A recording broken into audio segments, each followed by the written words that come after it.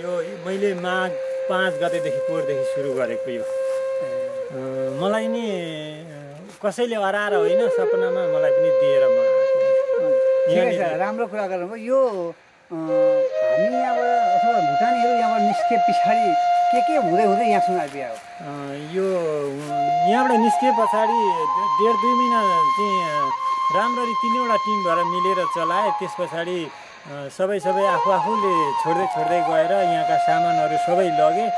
त्यस पछाडि हुँदै उनीहरूले साउन 10-15 गते गरेका थिए। त्यस पछाडि माघ पुसदेखि माघसम्ममा मलाई सपनामा यहाँनिर यस्तो भनेर दिए। त्यस पछाडि म एक्लै भए पनि गर्छु भनेर पहिला सुरु गर्न आएँ। त्यस पछाडि हुँदै अरूलाई गुहार गरेँ। यस्तै हुँदै चल्दै आएको छ। जसले जे सक्छ सपनामा मलाई यहाँनिर यो छ भनेर दिए। तपाईँ जस्तो आएको तस्तै भन्नुहोस् त सपना कसरी मैले यहाँनिर आएर मलाई रुखमा माथि राखेर तलबाट माथि यिनै पिपल यिनै बर्का रुखले तपाईँले बर्का रुख माथि उठ्नुभयो। तपाईँ अझै यहाँनिर यो छ भनेर उहाँहरूले देखाइदिनु भयो। अनि त्यस पछाडि अनि फेरि हात्तीमा पनि मलाई यहाँनिर सबै हात्तीसँग सवार गराएको बहुत राम्रो छ हात्तीसँग आएर छ। गणेशको पनि तपाईँको गणेश यहाँ भएको कारणबाट तपाईँलाई यो पनि भयो। ठिक छ। त्यस पछाडि तपाईँले अहिले यहाँ यसरी एकै आएर सेवा गर्नुभएको कति वर्ष भयो? हामीले म गरेको 1 वर्ष पनि लाग्यो। 11 महिना। अहिले हजुरलाई कस्तो महसुस भइरहेछ? अनि त्यो सपना देखेदेखि यता यो सेवा गर्न थालिकन कस्तो खालको तपाईँलाई उपलब्धि छ अथवा नोक्सान छ अथवा तपाईँलाई भगवान्प्रतिको आस्था भिन्न कस्तो? उपलब्धि त जो सेवा गरेर बस्छ उसले त सधैँ दुःखै पाउँछ। तर आउने भक्तहरूले चाहिँ जो आउँछ त्यो यहाँ आएर गइसके पछाडि यथार्थ पुगेर उनीहरूले फेरि खुसी भएर केही कुरा दिएर मात्रै यो मन्दिर चलाउँदैछ। धन्यवाद। साह्रै राम्रो कुराहरू छ। ठिक छ। यहाँ तपाईँ कहिलेकाहीँ पूजाआजा अथवा आउने अतिथिहरूलाई अथवा व्रतबन्ध अथवा विवाह कुनै पनि केही भव्य पुराणहरू यहाँ केही भएको छ? पूजा त हामीले कुनै पनि यस्ता पर्वका दिनहरू आउँदाखेरि सानो ठुलो जत्रो भए पनि छोडेकै छ। अब मेरो अन्तिम क्वेसन प्रश्न, हामी यहाँबाट तमाम दक्षिण भुटानीहरू यहाँबाट शरणार्थीहरू निस्केर गए। त्यस पछाडि हजुरलाई यहाँ तपाईँहरूसँग यहाँ बस्ने शरणार्थीहरूको जुन एउटा यो थियो त्योबाट छुटे पछाडि कस्तो महसुस भइरहेको छ? यो त अप्ठ्यारो महसुस धेरै अप्ठ्यारो। थोरैलाई मात्रै सजिलो, धेरैलाई अप्ठ्यारो भएको छ। मै नै अप्ठ्यारो भन्छु सिधै सबैको माझमा भन्दाखेरि। हजुर। ल धन्यवाद। जे होस् तपाईँसँग भेट भयो, हामीले तपाईँसँग कुरा गर्न पायौँ, खुसीको कुरा छ, खुसी लाग्यो। के भन्नुहुन्छ तपाईँ अमेरिकामा भएका यो श्री वैष्णव समुदायलाई तपाईँ के भन्नु चाहनुहुन्छ?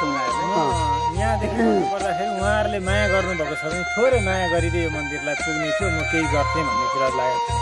अलिकति जोड गर्दै जोड गरिदिए। अरू 2टा मन्दिर 3टा मन्दिर यहाँ पञ्चायत नै बनाउने हाम्रो थियो। म बोलेको मात्रै हो, उहाँहरूले सहयोग गर्नुभयो भने सक्छु। त्यस पछाडि यहाँनिर 48 जना अपगति परेर मरेका छन्। यिनीहरूलाई मैले अस्ति भदौ 18 गते गर्न खोजेको थिएँ। त्यसमा 48वटा कुण्ड बनाउनु हुँदाखेरि हामी व्यक्तिले मात्रै नसकेर 1 जना रामकृष्ण फुयाललाई मात्रै हामीले उहाँको मात्रै पिण्ड र यो सबै कुरा पितृ कार्यक्रम गऱ्यौँ, अरूको सकेनौँ। उहाँहरूले गरिदिएदेखि यहाँमा हामीलाई होइन उहाँहरूलाई उहीँ सजिलो धेरै हुन्थ्यो भन्ने कुरा म जो विदेशमा गएका शरणार्थीहरूले केही गर्दैदेखि यो मन्दिर रहिरहन्थ्यो भन्ने आशा छ। धेरै रहिरहन्थ्यो र उहाँहरूलाई नि धेरै अहिले उहाँहरूलाई उहाँ पिरिराखेको छ यहाँ हामीले। तर हामीले एउटा कुरा सुन्थ्यौँ, उहाँ यो मन्दिरभित्र एउटा सर्प आयो अरे, सर्प बसेको थियो अरे, सर्पले कसैलाई आउन दिएन अरे, सर्पले यहाँको मन्दिरको रक्षा गर्थ्यो अरे, यस्ता कुरा हामीले उहाँ सुन्यौँ। यो रूढिवादी हो कि सत्य कथा छ? यो कुरा साँचो हो, तर हामी ठुलाले भेटेनौँ, मसिनाले भेटेको सत्य कुरा हो। यहाँभन्दा पनि अझै किरातेश्वर मन्दिर झन् प्रत्यक्ष सत्य कुरा हो।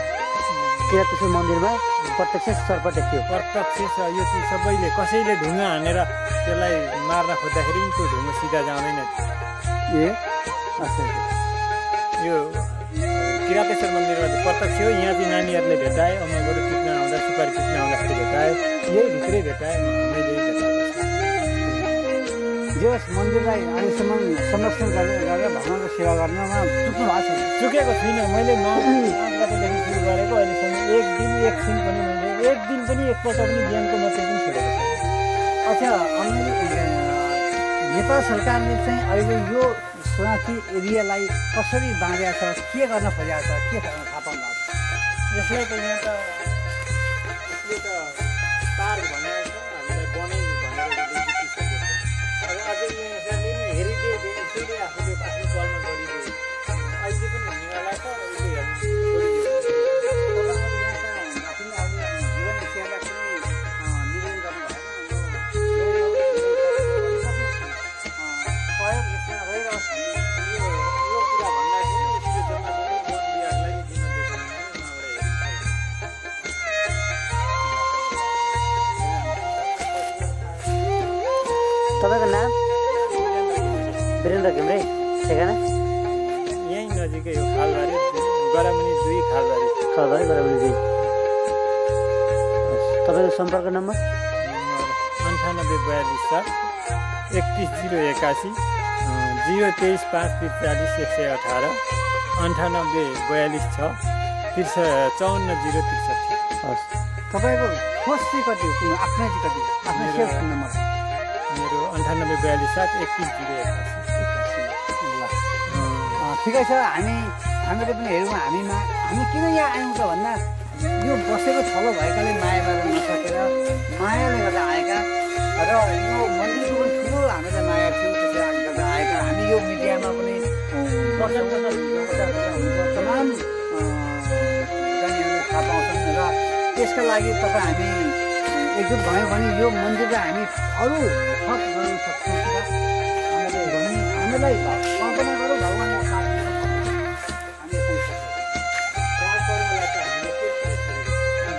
जसरी सक्छौँ अब यहाँ आउनेहरूले पनि यसरी भइदिन्छ कि हामीले हेलो, एक हप्ता ए मान्छे म चरण बोलेको। त्यसै आएर एकछिन पछाडि कल गर्छु ल, एकछिन पछाडि कल गर्छु नि ल। यहाँ अहिले म यहाँ क्याममा आएको छु कि गोल्ला क्याममा आएको छु, यहाँनिर आएर भिडियो गरिरहेको छु। यता वर हुन्छ।